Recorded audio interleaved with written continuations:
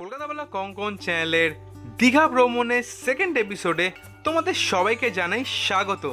আজকের ভিডিওতে আমি তোমাদের দেখাবো আর আমিও নিচে ঘুরে দেখব Amaravati park, ঢেউসাগর, old Digha, new দীঘার রাত্রিবেলার বিচ মার্কেট।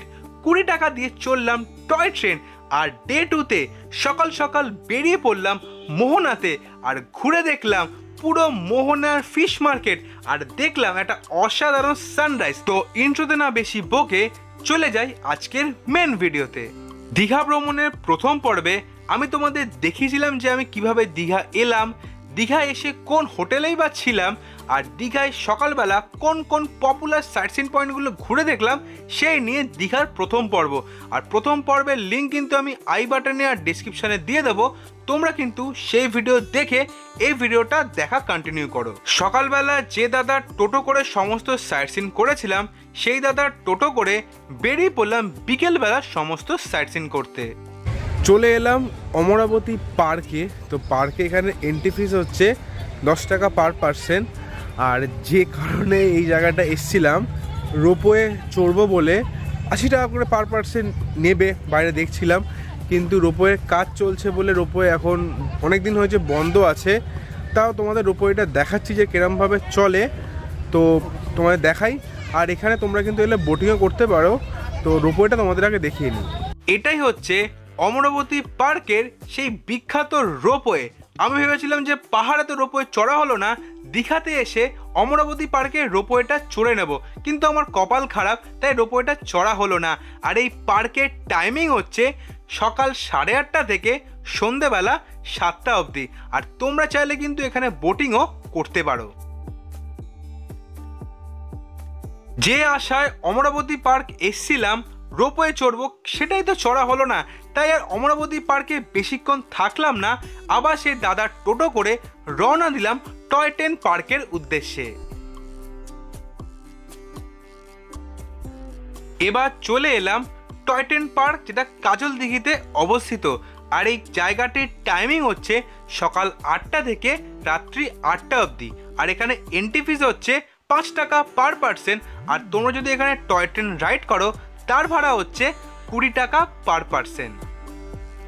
নর্থ বেঙ্গল তো আমি অনেকবারই ঘুরতে গেছি, কিন্তু এখনও অবধি কিন্তু আমার টয় ট্রেন রাইড সেখানে হয়নি। কিন্তু দীঘায় এসে মাত্র 20 টাকার বিনিময়ে ডিজেল চালিত এই টয় ট্রেন যে আমি চড়তে পারলাম, এটাই কিন্তু আমার কাছে অনেক। আর এই এক্সপিরিয়েন্সটা কিন্তু অসাধারণ। তাই তোমরা কিন্তু দীঘা এলে এই 20 টাকা দিয়ে টয় ট্রেন রাইডটা অবশ্যই কিন্তু করো।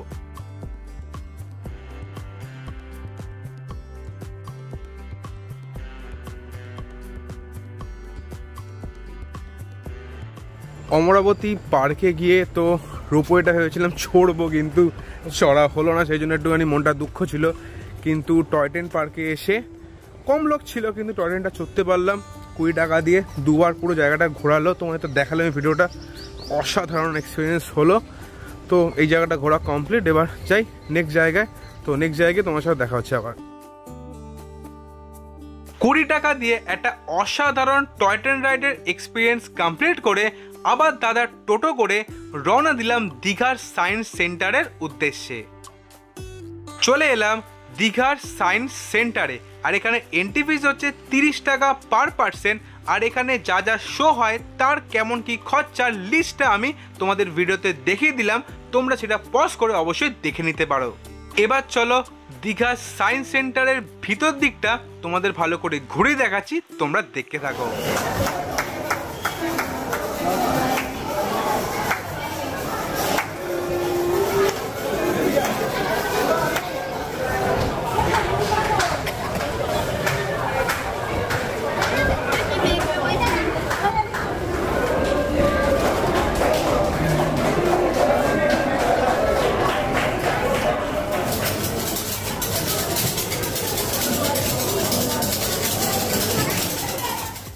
সায়েন্স সেন্টারের ভেতর দিকটা তোমাদের ভালো করে ঘুরিয়ে দেখাচ্ছিলাম। এটা হচ্ছে ভুলভুলাইয়া।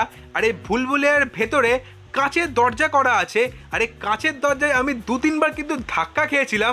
অসাধারণ একটা এক্সপিরিয়েন্স হচ্ছিল। হ্যাঁ, ব্যথা লাগছিল, কিন্তু অসাধারণ এক্সপিরিয়েন্স হচ্ছিল।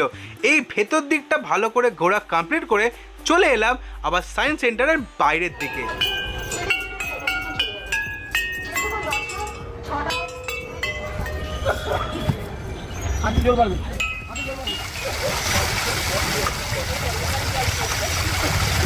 সায়েন্স মিউজিয়াম তোমাদের দেখালাম, জায়গাটা খুবই সুন্দর। আর 30 টাকা দিয়ে এন্ট্রি নিয়ে তোমরা অনেক কিছু সায়েন্সের বিভিন্ন রকম খেলা দেখতে পাবে, যেমন তোমার দেখালাম, বা ছোটো একটা পার্ক আছে, ওখানে বিভিন্ন রকম জিনিস আছে, ওটাও তোমরা দেখতে পাবে। মুখে কত তোমাদের বোঝাবো, তোমরা এই জায়গাটা নিজে না এলে বোঝাটা একটু চাপের হবে। তো এই জায়গাটা বোঝা কি, আমার এই জায়গাটা ঘোরা কমপ্লিট। এবার আমার যাওয়ার পালা হচ্ছে ঢেউসাগরের উদ্দেশ্যে। দীঘার সায়েন্স সেন্টার ভালো করে ঘুরে দেখে এবার আমি চলে এলাম দীঘা ভ্রমণে অত্যন্ত পপুলার জায়গা, সেটা হচ্ছে ঢেউসাগরে। আর এখানে এন্ট্রি ফিস হচ্ছে 10 টাকা পার পার্সন। আর এখানকার টাইমিং হচ্ছে সকাল 10টা থেকে রাত্রি 9:30 অবধি। 2019 সালের 11ই ডিসেম্বর পশ্চিমবঙ্গের মুখ্যমন্ত্রী শ্রীমতী মমতা ব্যানার্জি এই জায়গাটির নামকরণ করেন ঢেউসাগর। এখন যে জায়গাটির মধ্য দিয়ে আমি যাচ্ছি, তোমরা দেখতে পাচ্ছ যে লাইটটা এদিক ওদিক করছে। এইটা করছে হচ্ছে, এখানে গান বাজছিল, কপিরাইটের জন্য সেটা আমি দিতে পারিনি। এই গানের সঙ্গে সিঙ্ক করে এই লাইটগুলো চেঞ্জ হচ্ছিল। দেখতে কি অসাধারণ লাগছে, তাই না?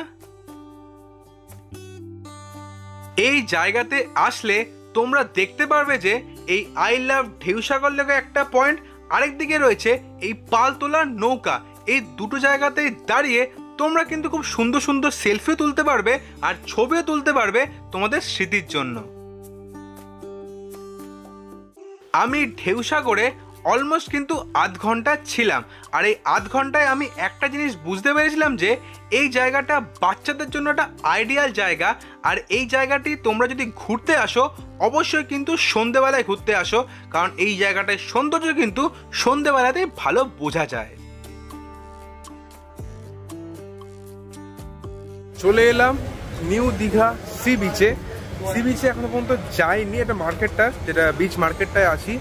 আর মারাত্মক গরম, তাই একটু মশলা সোডা নিয়ে নিয়েছি, মানে এটা মশলা সিকাঞ্জি টাইপের। তো এটাই খাই। এটা খেয়ে পুরো বিচ মার্কেটটা তোমাদের ঘুরিয়ে দেখাবো। ওল্ড দীঘা বিচ মার্কেট আর এটা অলমোস্ট সেম, তো দুটোই ঘুরবো আজকে। তো দুটোই তোমাদের সাথে শেয়ার করবো। ফার্স্টে নিউ দীঘার বিচ মার্কেট তোমাদের ঘুরিয়ে দেখাই। চলে এলাম নিউ দীঘাতে। আর নিউ দীঘাতে এসেই চোখে পড়লো এই মাছ ভাজার স্টলগুলো। এখানে তোমরা মাছ ভাজা ছাড়াও চিকেন লেগ পিস, চিকেন কাবাব, কাঁকড়া, অক্টোপাসও পেয়ে যাবে। আমি অতটা মাছ ভালোবাসি না বলে এই দোকানে না দাঁড়িয়ে চলে গেলাম নিউ দীঘার মেন বিচের সামনে। মাছ ভাজার দোকান ছাড়াও দীঘায় কিন্তু কাজু খুবই ফেমাস।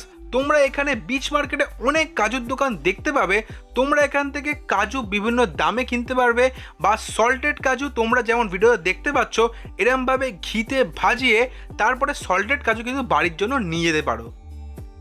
নিউ দীঘা বিচ মার্কেটটা ভালো করে ঘুরে দেখে এবার আমি রওনা দিলাম ওল্ড দীঘা বিচ মার্কেটের উদ্দেশ্যে। আর যে দাদার সাথে বিকেলের সমস্ত সাইটসিন করলাম, সে দাদার ফোন নম্বর তো আমি ভিডিওর প্রথমে দিয়ে দিয়েছিলাম। আমার টোটাল খরচা পড়লো 300 টাকা এই বিকেলের ঘোরার জন্য।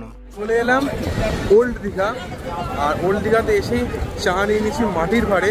এটা 20 টাকা দাম দিল।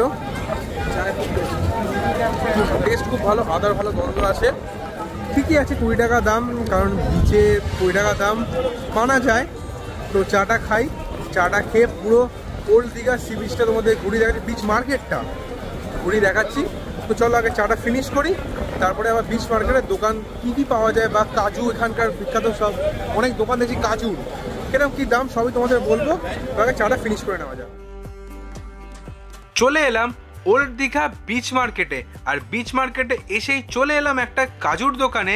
আর সেখান থেকে কিছু শুকনো কাজু কিনে নিলাম, আর এখানকার ফেমাস কাজুর বরফিও কিনলাম। তোমরা এই ওল্ড দীঘা মার্কেটে প্রচুর কিন্তু এরকম কাজুর দোকান পেয়ে যাবে। তোমরা যে কোনো দোকান থেকে কিনে নিতে পারো কাজু। অবশ্যই কিন্তু কেনার আগে একটু বার্গেনিংটা করে নিও। এবার চলো পুরো ওল্ড দীঘা বিচটা তোমাদের ভালো করে ঘুরিয়ে দেখাই। নিউ দীঘার তুলনায় ওল্ড দীঘার প্রচুর কিন্তু ভিড় ছিল। তোমরা তো ভিডিও দেখে বুঝতেই পারছো যে ওল্ড দীঘায় কেমন ভিড় আর নিউ দীঘায় কেমন ভিড়। নিউ দীঘা সি বিচ ঘুরে সন্ধ্যে 7:30টার সময় চলে এলাম ওল্ড দীঘা সি বিচে।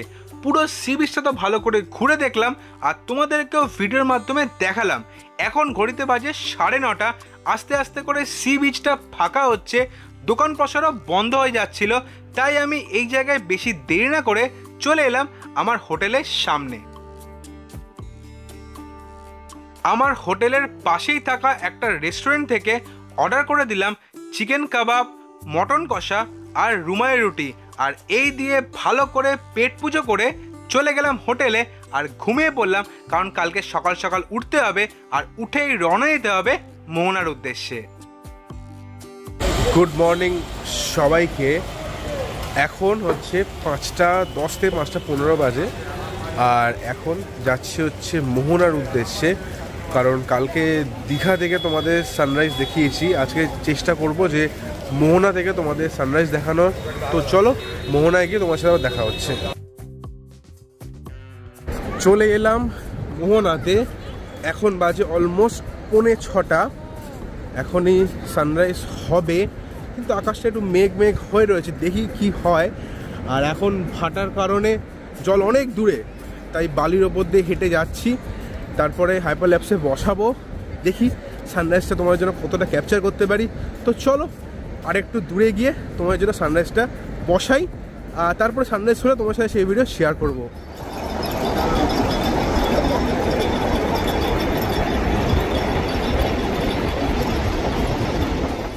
একদিকে তো সানরাইজ হচ্ছে, তার ভিডিও তোমাদের কিছুক্ষণের মধ্যেই দেখাচ্ছি। মোহনাতে যে ভিউ পয়েন্টটা আছে, সেই ভিউ পয়েন্টের ওপর থেকে পুরো মোহনাটাকে কত সুন্দর লাগে তোমাদেরকে সেই ভিডিও দেখাচ্ছি, তোমরা দেখতে থাকো।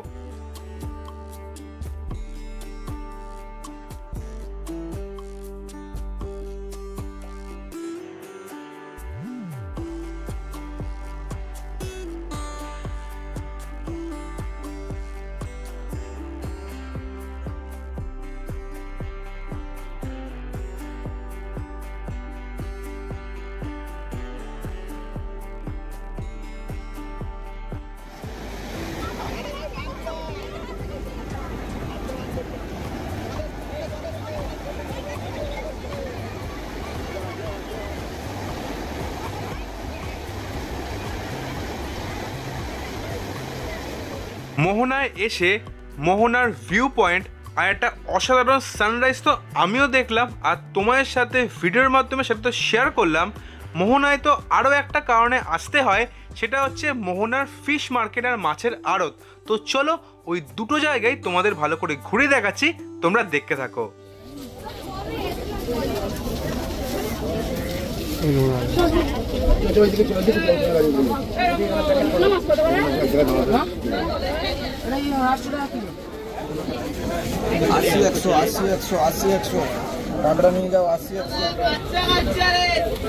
বলো কোনটা খাবে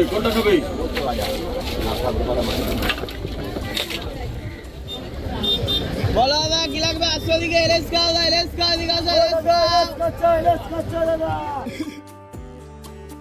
আগে তোমাদের যে আমি 3-4টে ভিডিও ক্লিপ দেখালাম, ওটাই হচ্ছে দীঘার মোহনার ফিশ মার্কেট।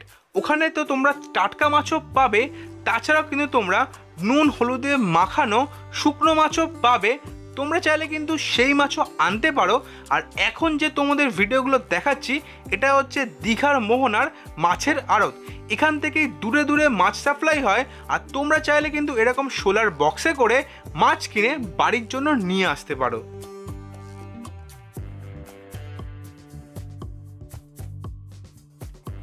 দীঘা মোহনার মাছের আড়ত আর ফিশ মার্কেটটা ভালো করে ঘুরে তো দেখলাম, আর তোমাদের তো সেই ভিডিও শেয়ার করলাম।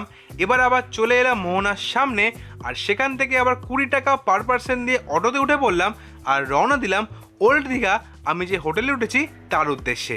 অলমোস্ট কিন্তু 24 ঘন্টা হয়ে গেছে আমি দীঘাতে পৌঁছেছি, কিন্তু দীঘার সমুদ্র সৈকতের সামনে একবারও কিন্তু আমি আসতে পারিনি, কারণ আমি দীঘাতে পৌঁছেই দীঘার সমস্ত সাইট সিন করতে বেরিয়ে পড়েছি। আজকে দীঘা থেকে বিদায় নেওয়ার কিছুক্ষণ আগে চলে এলাম এই সমুদ্র সৈকতের সামনে, আর সমুদ্র সৈকতের ভাইবটা এনজয় করার জন্য এখানে কিছুক্ষণ দাঁড়িয়ে রইলাম।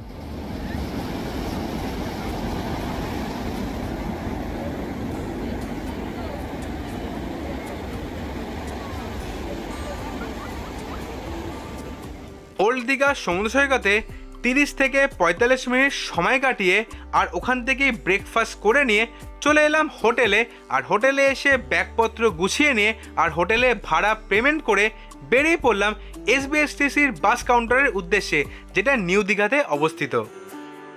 চলে এলাম দীঘা ভ্রমণের লাস্ট সাইট সিন পয়েন্টে, সেটা হচ্ছে দীঘা জাহাজ বাড়ি। আর এই জায়গাটি বিখ্যাত হচ্ছে এখানে 7D শো অনুষ্ঠিত হয়, আর এই শো স্টার্ট হয় সকাল 11টা থেকে রাত্রি 9টা অবধি। আর এই শোয়ের খরচা হচ্ছে পার পার্সন 100 টাকা করে। এখনও তো বাস ছাড়তে অলমোস্ট কিন্তু 1.5 ঘন্টা বাকি আছে। জাহাজ বাড়ি তো বাইরে থেকে ভালো করে দেখা কমপ্লিট, আর ওখানে ভালো ভালো কিছু ছবিও তুললাম, যা আমি আমার ইনস্টাগ্রামে আপলোড করব। এবার আমি চলে এলাম নিউ দীঘা সি বিচে, কারণ আমি কালকে old Digha new Digha sea beach একটাও ঘুরতে পারিনি, তাই যাওয়ার আগে নিউ দীঘা সি বিচটা ভালো করে দেখার জন্য চলে এলাম এই জায়গায়। বাস ছাড়তে বাকি আছে আর আধ ঘন্টা, সেই জন্য নিউ দীঘাকে লাস্টবারের মতো বিদায় জানিয়ে রওনা দিলাম এসবিএসটিসির বাস স্ট্যান্ডের উদ্দেশ্যে।